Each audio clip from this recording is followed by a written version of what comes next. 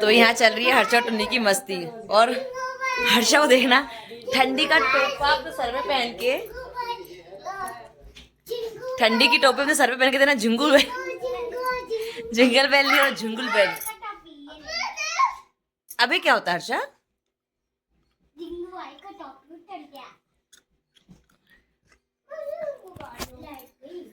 Hello दोस्तों, राधे राधे आप सभी को मेरा दिल से पहला। तो कैसे हैं आप सभी लोग? आशा करती हूँ कि आप सभी अच्छे होंगे। भाई मैं भी बहुत अच्छी हूँ और स्वागत करती हूँ आप सभी का अपने आज के इस नए वीडियो पर। वैसे आज ना ब्लॉगिंग का ऐसा कोई मन नहीं था सच बताऊँ तो, और ब्लॉगिंग इसलिए भी शुरू हो गई ना क्योंकि रीजन है मेरे, ये दो मेरे बच्चे। अभी इनने इतना अच्छा ना जिंदू में सेंटा क्लॉज खेल रहे थे, तो मैंने कहा चलो ही इनका ब्लॉग बना देती हूँ आज मैं। मतलब कहे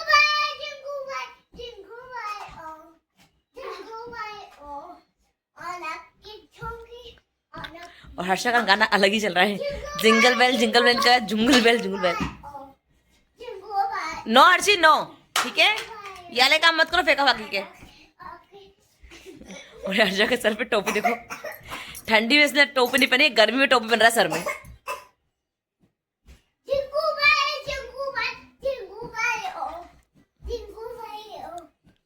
अब भाई की बारी। तो वह अब है ना, टुन्नी ने पहन ली है कैप ठंडी वाली, और भाई को देना झुंगल बेल झुंगल बेल। अच्छा भाई को तो पहले। चलिए तो दोस्तों, आज से हमारे घर में भी पूजा पाठ शुरू हो चुकी है।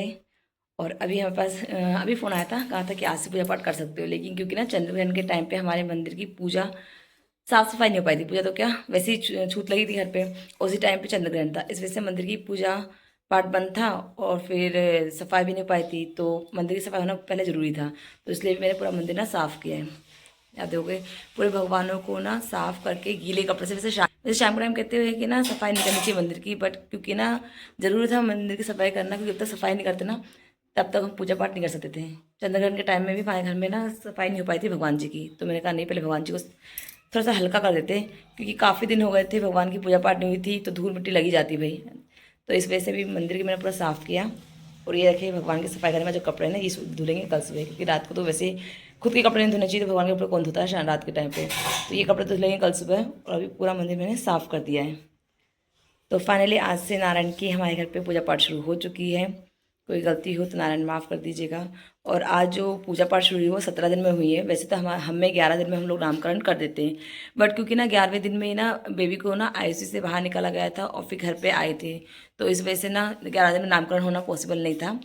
15 दिन में नहीं होते, मम्मी बोलती है 15 दिन में भी नामकरण नहीं करना चाहिए। खैर मुझे तो इतना नहीं पता इस बारे में, 11 दिन तक का तो मुझे पता है। तो फिर मम्मी कहती 17 दिन में होता है, इसलिए फिर आज 17 दिन हो गए हैं बेबी को, तो आज उसका नामकरण हुआ।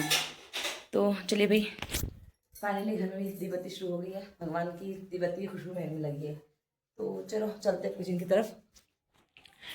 बाकी किचन में सब्जी आज मम्मी ने पहले ही बना दी है, क्योंकि मंदिर साफ़ मुझे करना था ना, तो फिर टाइम बहुत हो जाता। 7 बजे से मंदिर साफ़ करने लगी थी मैं, और करते करते भी 7:15 बज चुके हैं, तो मंदिर में टाइम लगे। तो आज सब्जी मम्मी ने बनाई है।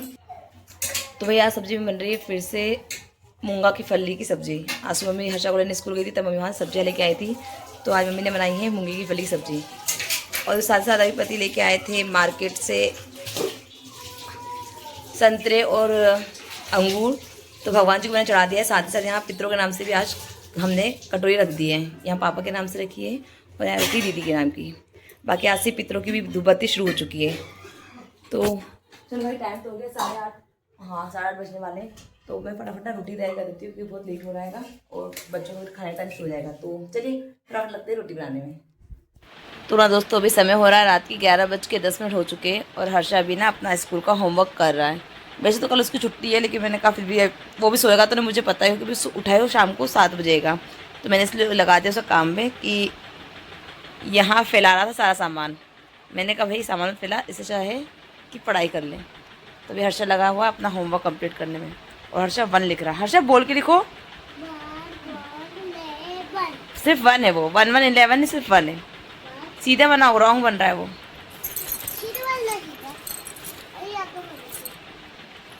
चलिए लिखो, ठीक है, हाँ बस लिखो। हाँ तो दोस्तों, सबसे अच्छी खबर भी ये आई ना, मैंने तो आज सुबह, वैसे मैं न्यूज़पेपर पढ़ती नहीं हूँ जनरली, क्योंकि टाइम ही नहीं मिलता। मैं तो बात है ना कि टाइम नहीं मिलता, इसलिए पढ़ती भी नहीं हूँ। तो लेकिन आज सुबह ना पड़ा, क्योंकि आजकल ना बहुत ज़्यादा भोपाल में चल रहा है गैस सिलेंडर की इतनी ज़्यादा किल्लत हो रखी है ना, कि पहले तो हमारी कॉलोनी से ही ना दिन भर गैस सिलेंडर की गाड़ियाँ जाया करती थी दिन भर। बट आज लगभग शायद 2-3 दिन बाद ही मैंने ना गैस सिलेंडर की आवाज़ सुनी, मतलब गाड़ी की आवाज़ सुनी, क्योंकि हमारा तो रोड का घर है। तो जब देखो दिन भर गैस सिलेंडर जाते रहते ना, हाँ गाड़ियाँ जाती रहती है, तो दिन भर उनकी खट रपट की आवाज़ आती रहती है। बट पिछले 2-3 दिन से वो आवाज़ बिल्कुल शांत थी।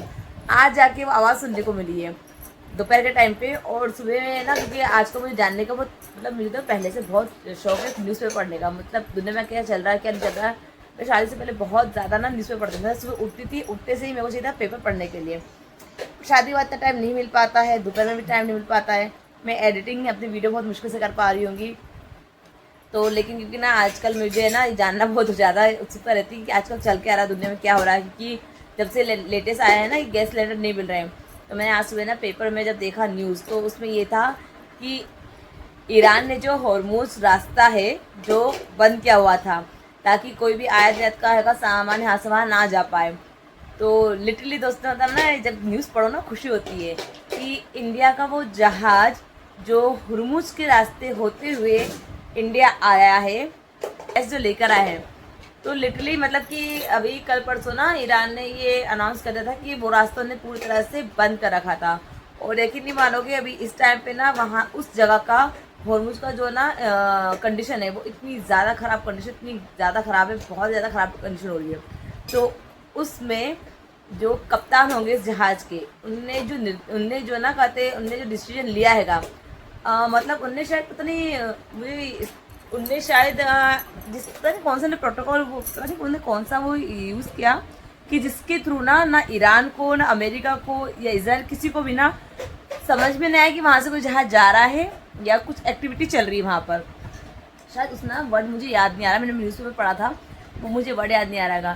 तो मतलब सोशली बात है कि जिस ईरान ने रास्ता ब्लॉक कर रखा था ताकि कोई भी जहाज़ यहाँ से वहाँ नहीं हो पाएगा, इंडिया ने बिना किसी भनक के वो जहाज़ मुंबई पहुंचा दिया भाई। और मुंबई पहुंच के वापस कहते गैस की जो दिक्कत हो रही थी उसको सॉल्व करवा दिया है कुछ हद तक। तो लिटरली दोस्तों, मतलब मानने वाली बात होगी ना, मतलब कहते जहाँ लोग हैं ना बाहर ऐसे लड़ रहे हैं, भिड़ रहे हैं, किसी ने जो आजकल न्यूज़ चल रही है, किसी ने अपने यहाँ पर कहते होम, कुछ देशों ने अपने यहाँ पर जो वर्किंग लोग हैं उनको कहते 2 हफ्ते में शायद 3 दिन सिर्फ ऑफिस वर्क के लिए दिए परमिशन, बाकी टाइम उन लोग को होम टू वर्क का ऑफर दे दिया है। कई जगह पर स्कूल बंद कर दिए हैं, कई जगह पेट्रोल की दिक्कत हो रही है, बहुत सी दिक्कत हो रही है। बट मानने वाली बात ये होगी सर, मतलब जिस टाइम मैंने न्यूज़ पढ़ी ना, तो मतलब अंदर से खुशी हुई। क्योंकि अगर देखो ना, आज हम इतने आराम से रात में सोते हैं। जनरली अभी लोगों को टेंशन तो है कि तो गैस का सिलेंडर या ख़त्म होगा, हम क्या करेंगे वो। बट फिर इंसान रात को सोता ही तो है ना, जगता तो है नहीं, आराम करेगा वो तो ओबियसली बात है। तो आराम से हम सो रहे हैं, जिस टाइम हम आराम से सो रहे हैं उस टाइम कोई और हमारे घर के चूल्हे की टेंशन ले रहा है। मतलब आज के टाइम में ना अड़ोसी पड़ोसी किसी को नहीं पड़ी है। आप किसी से बोलोगे ना, अरे यार मेरा ये ख़त्म हो गया है, तो गैस सिलेंडर ख़त्म, गैस सिलेंडर क्या, आप वैसे कुछ बोलेगा ना, तो बहुत कम लोग आज के टाइम में जो एक दूसरे की मदद करते हैं। पहले ऐसा माहौल नहीं है कि पहले तो लोग बोलने की जरूरत नहीं पड़ती थी भाई, बिना बोले एक दूसरे की मदद कर लिया करते थे। मतलब उस टाइम ऐसा लगा मुझे, खैर मुझे सच बताओ ना दोस्तों, तो मुझे तो पता भी नहीं था कि गैस सिलेंडर कहाँ से आता है, मतलब इतना दूर से आता है। मुझे सिर्फ ये लगता था कि हाँ गैस का सिलेंडर खत्म हुआ है, कहाँ फ़ोन लगाना है, एजेंसी को फ़ोन लगाना है, ये था। एजेंसी कहाँ से लाती होगी, कहीं से भरवा देती होगी, मतलब मुझे नहीं पता था। लिटरली बताऊंगी, पता नहीं आप लोग को जो मेरी वीडियो देख रहे होंगे उनको शायद पता हो, कईयों को नहीं पता हो। तो पता चला ना कि जो जहाज़ है वो हॉर्मुज जो पूरी तरह से ब्लैकआउट हो रखा है, वहाँ पर बहुत ही कंडीशन ख़राब चल रही है।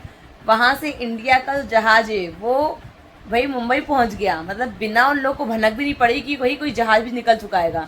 तो उस टाइम ना मन में इतना खुशी है, उस वक्त मेरे दिमाग में एक ही चीज़ आई, और वो ये थी कि हम रात को सुकून से सो रहे हैं, बट कोई और कहीं दूर बैठा हम सबकी फ़िक्र कर रहा है कि नहीं यार, कहते हमें ये काम पहुंचवाना है। और जो भी उस जहाज़ का ना कप्तान होगा, तो यार उनको सैल्यूट है यार उनको, मतलब कि उन्होंने क्या डिसीजन लिया है, मानने वाली बात होगी। तो देखा है ना दोस्तों कि वैसे तो हर कोई अपना काम कर रहा है, ऐसा कोई नहीं है कोई काम नहीं कर रहा है। आप जो वर्क कर रहे हो अपनी बीवी के लिए, अपने बच्चों के लिए, अपनी फैमिली के लिए, माँ बाप के लिए, कि उनको अच्छी लाइफ मिल सके, आप इसलिए कर रहे हो। लेकिन दूर कहीं और कोई बैठा हुआ है ना, वो आपके लिए बैठा हुआ है कि आप सुरक्षित रहो। मतलब ये भी एक मतलब खुशी होती जान के भी ना। तो वाकई में मतलब मेरे को कभी नहीं पता था कि भाई प्रोसेस इतनी लंबी होती है कि मतलब इतनी दूर जगह से लाया जाता है, मतलब गैस एलपीजी इतनी दूर से आती है। तो अगर गलती से कहते उन लोग को पता चल जाता कि भाई कोई इंडियन जहाज क्रॉस हो रहा है तो कुछ भी हो सकता था, कुछ भी। फिर भी उन व्यक्ति ने भाई ये नहीं सोचा कि हाँ भाई मैं पता चल गया इन लोग को कि यहाँ से जहाज जा रहा है या कुछ उनने एक्टिविटी कर डाली भैया हम बचे नहीं, कुछ नहीं। उन्होंने एक डिसीजन लिया कि मुझे ही पहुँचाना है जहाज़ कैसे करके मुंबई में, और मुंबई वो सही सुरक्षित पहुँच गया। चाहे वो एयरफोर्स के हो, चाहे नेवी के हो, चाहे आर्मी के जवान हो। आर्मी जवान जो इतनी कड़कड़ाती ठंड में उनके कई वीडियो भी आते हैं, वाकई में जब उनको देखती हूँ ना, उनकी वीडियो देखती हूँ तब मुझे लगता है वाकई में यार हम तो कुछ भी नहीं कर रहे हैं आज के टाइम, कुछ भी नहीं कर रहे हैं। हम क्या कर रहे हैं, सुबह उठ रहे हैं, खा रहे पी रहे, अपने ऑफिस जॉब में जा रहे हैं, अपने बच्चे पाल रहे हैं, मतलब सिर्फ हम अपने लिए कर रहे हैं। लेकिन वो है भाई जो अपने बीवी बच्चों को छोड़कर कहीं दूर बैठे आपकी सुरक्षा के लिए बैठे हुए हैं। तो लिटरली हम सोचते हैं ना हमेशा कि हमारे लिए कौन है, हमारे लिए कौन है। भाई नारायण ने सबके लिए कोई ना कोई रास्ता खोल रखा है, कोई ना कोई बना रखा। अब सोचिए 2 दिन से लोग ऐसे पागल हो जा रहे थे, मतलब इतना पगला रहे थे सिलेंडर सिलेंडर सिलेंडर, और देखिए एक रात में ही क्या से क्या हो गया भाई। इतना गैस पहुंच चुकी है कि काफ़ी हद तक लोगों को सहायता मिल जाएगी। तो हेड्स ऑफ है भाई। कहते हैं वैसे भी अगर मोदी जी है तो सभी सब कुछ मुमकिन हैगा, तो ये उन्हीं के राज में हो सकता हैगा। राम राज्य बोलते हैं ना, राम राज्य चल रहा हैगा, तो ऑब्वियसली बात है अगर राम राज्य चल रहा है तो राम जी कभी किसी को भूखा रहने नहीं दे सकते भाई। तो ना लोग कहते हैं ना इंडिया में क्या है, इंडिया में क्या है, कुछ नहीं है भाई। इंडिया में जो है ना वो वाकई में कहीं नहीं मिलेगा। इंडिया में जो इतनी परवाह है ना वहाँ हर कोई नहीं करता किसी की भाई। तो आज की वीडियो करती हूँ यहीं पर एंड, मिलती है आप सभी से नए वीडियो के साथ। वीडियो पसंद आया हो तो वीडियो को लाइक कमेंट एंड शेयर कीजिए, चैनल को सब्सक्राइब कीजिए। तब तक के लिए जय श्री देव, जय उत्तराखंड, नारायण।